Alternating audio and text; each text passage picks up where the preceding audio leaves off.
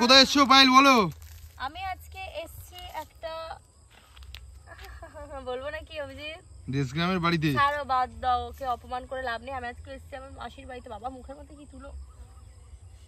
মাসির বাড়িতে এসেছি আর দেখো গাছ থেকে আমার সাঙ্গপাঙ্গ বন্ধু বান্ধবীরা সব তুলো এনে দিয়েছে, তাই ওরাও ছাড়াচ্ছে আমিও ছাড়াচ্ছি, তুলো ছাড়ানোর কাজে লেগে গেছি।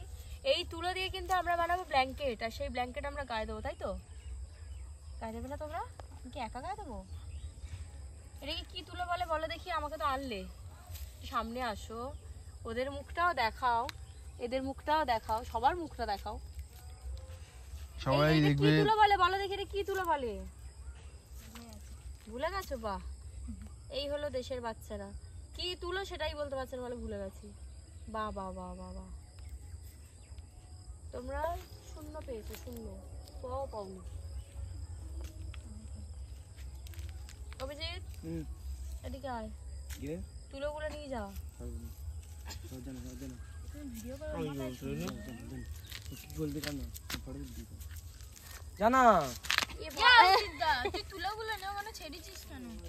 দাঁড়া অভিজিৎকে তুলো দিয়ে একটা জিনিস বানিয়ে দিই। আরে আয়, আমি আরে দেখবি আয় কি জিনিস বানাচ্ছে। দেখ দেখ তুলো দিয়ে কি দেখবি তো। দেখ, হ্যাঁ ক্যামেরার সামনে যাবি না? দেখ তুলো দিয়ে একটা ব্যাপার।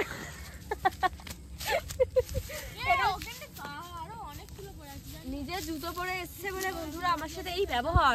দেখো এখানে একটা পুকুর আছে, আসে দেখি। নামতে পারবো? কি সুন্দর না? কে হাঁকাতে করলো? তার বুকের উপর পা দিয়ে চলে যাওয়া হবে। কে? চলে যাও তুলো আনতে।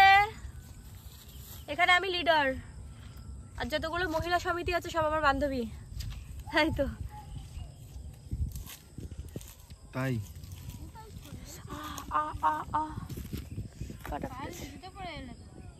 এই তো ভাবছি আমার জুতোটা কোথায় গেল। চলো চলে যাই, চলো।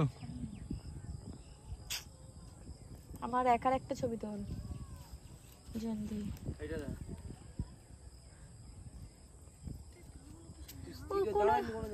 কোনো কাজের না। ইরম দাঁড়িয়ে আছে ছবি তুলেছে, ইরম দাঁড়িয়ে আছে ছবি তুলেছে, যখন ইরম দাঁড়িয়ে আছে তখন তুলছে না।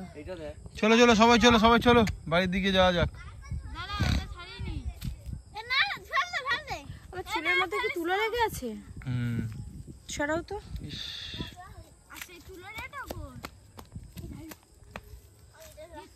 তারপরে ছবিও তো তুলে নি।